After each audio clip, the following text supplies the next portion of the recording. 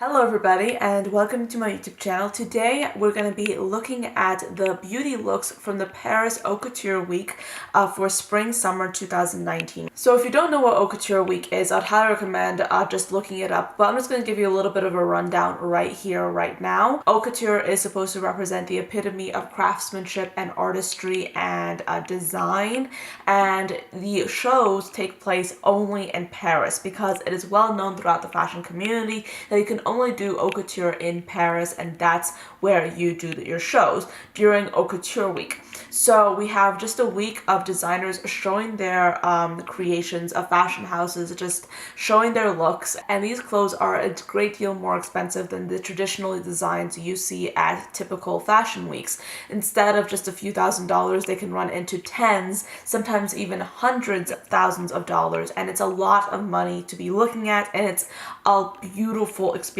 just to even look at these clothes. However, you guys know that when I'm looking at these clothes, I'm also looking at the makeup, and I was really fascinated by a number of makeup looks that I saw just popping around online, and I wanted to just make a video about it and just show you guys some of the makeup looks that really popped out at me, and some of these I really love and some of them I really do not like. So let's just get into it and talk about some makeup. So the first look that we're looking at is from Alexis Mabille, and the artist that created this look was Lloyd Simone's, and the look that we have here is very neon, very bright colors, no lashes, but the eyeshadow is so beautiful. It's just blended up into the eyebrow, which I really do like. Lips are glossy and natural. Skin is perfect, but still like very natural looking. But I just love how the main event is, in a sense, the beautiful eyeshadow that's so vibrant. I absolutely love this.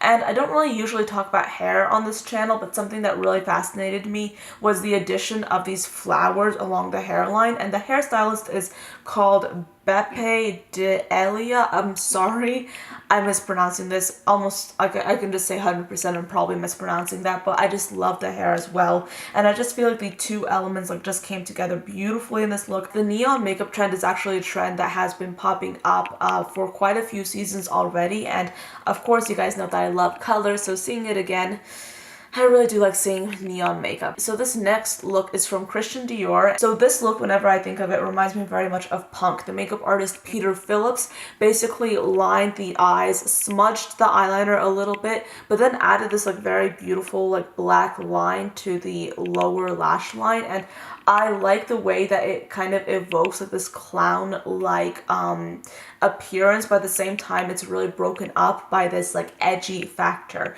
You know, the entire look, when I think of it, I don't think like necessarily clown in a traditional sense. I think edgy clown, if that makes any sense. And of course, I love the headpiece. I love like the netting. It just comes together so beautifully. It really just evokes like this beautiful sense of edginess and kind of punk within the collection, which I really do appreciate. So this next look is one of my favorite looks from this entire selection. Pat McGrath just came through so much for this show. This was Valentino, and she created not one, but two just stunning, jaw-dropping looks. The first is basically like this beautiful like smudged liner kind of effect, but what makes it even more like unforgettable and just full on like Pat McGrath, I love you, you're like my idol, is the fact that she added like these feathers to like the lashes, and it looks very high fashion, but at the same time, like it just brings the makeup to a whole new level. Whenever I'm looking at this, I just look at this makeup and I'm absolutely obsessed. You have the glossy lip, you have the perfect skin, but then again, it's just accentuated with this like beautiful, just vibrant set of feathers on the lower and the upper lash line. I don't even know how she created this, but I kind of want to know. I'm thinking that maybe she had like false lashes and then she just glued on the feathers onto the false lashes and then put them on the eyes, because backstage is so busy. I can't really imagine like her assistants and Pat McGrath basically sitting by the models and individually gluing these lashes on. I definitely do think that it was done beforehand, and then they just took the strip of lashes with the feathers and just applied it to the models. That's what I would think. But nevertheless, like, this look is so beautiful. And if you think that look is amazing, just wait until I show you this next look. This is basically from the same show.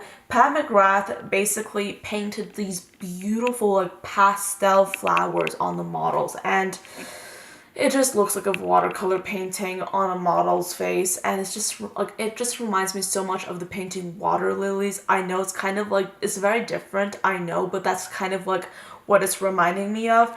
The pigments are very sheer, which I really do like. They kind of promote this like hazy effect, and you can see that the clothes are very like floral, but they're very like just beautiful and kind of ethereal. And what's interesting about this makeup is that these flowers could have been a lot more structured and a lot more like vivid in contrast and application. However, I really do love how the effect was like this sheer and hazy, just almost tangible look. And of course the glitter just adds like a touch more amazingness to it, and then the crystals I really do like.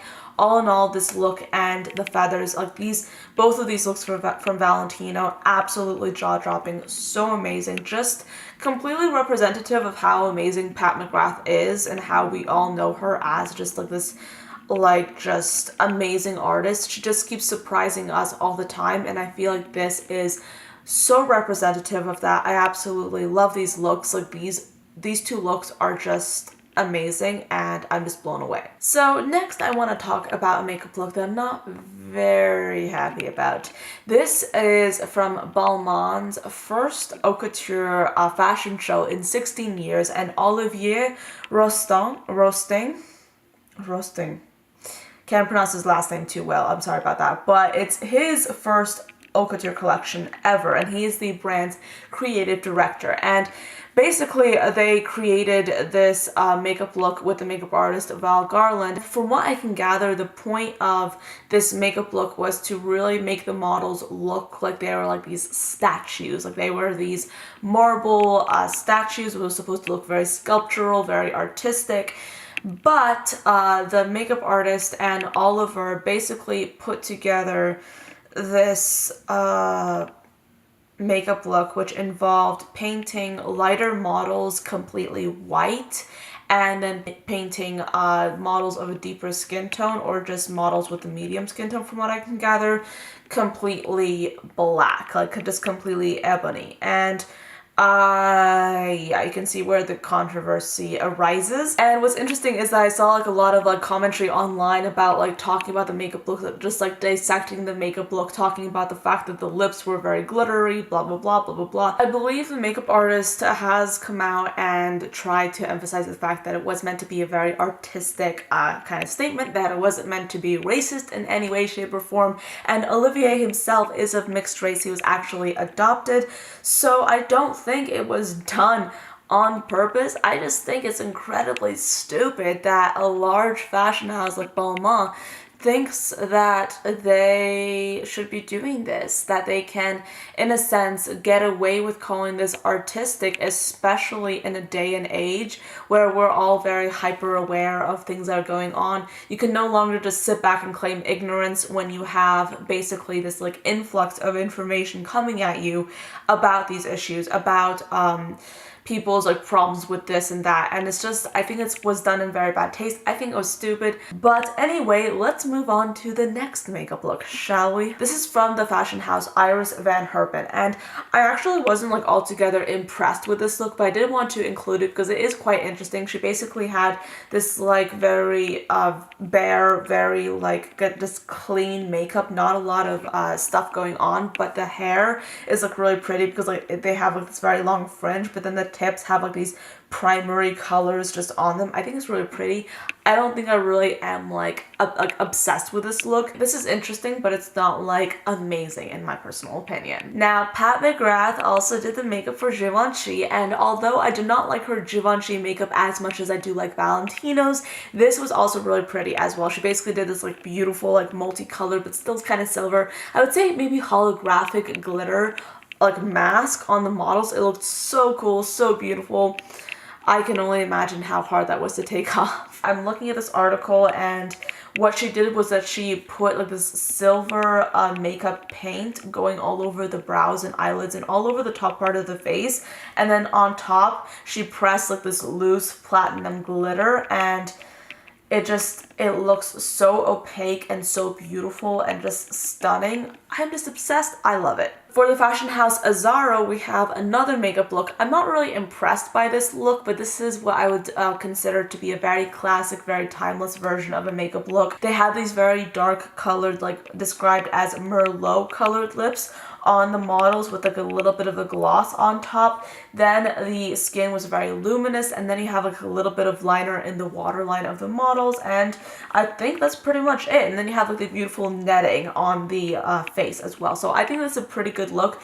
Very nice taste, like very classic, not like fun, but you guys know how much I love color and how much I love texture and sparkles. So of course, like I'm gonna be drawn to those kinds of makeup looks, but this is not bad as well. And then we have to talk about this look from Armani Privé, and oh my gosh, okay, this is like a very simplistic look, very clean, very simple, not very like just like overdone, but like they have like this beautiful like red like sort of color on the lower lash line, and the rest of the face is so clean, the makeup is so simple, and the clothes for this show are very like just out of the box, very cool looking, and I do like how they basically did that, and they had the makeup frame the clothes in a very interesting way. This was a classic case of basically not having the makeup overpower the main event, which is the clothes. I feel like a lot of times it is fun to see like really bright looks,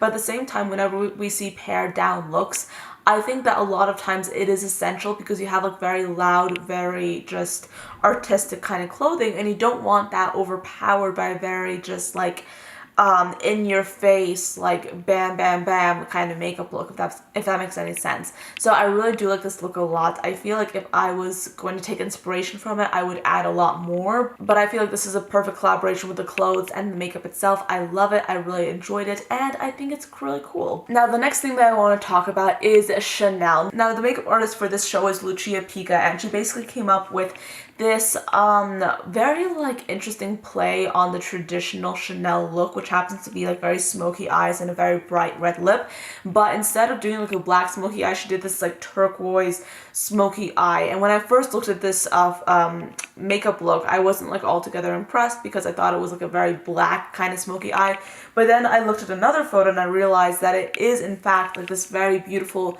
turquoise look, which I was really drawn to, I really appreciated, and I kind of really do like the graphic nature of this look and how you have like very interesting lines, and how the entire look is very classic, but at the same time it is very contemporary, it is very modern. I really do like it a lot. So this is a makeup look that's very simple, but at the same time very just eye-catching. Then because I'm wearing a green smoky eye, I just had to talk about this next fashion house, George's Chakra. And this is essentially like this very lime green smoky eye, and I love color, you guys know this, and this looks so pretty. It's a very bright, very pastel kind of look.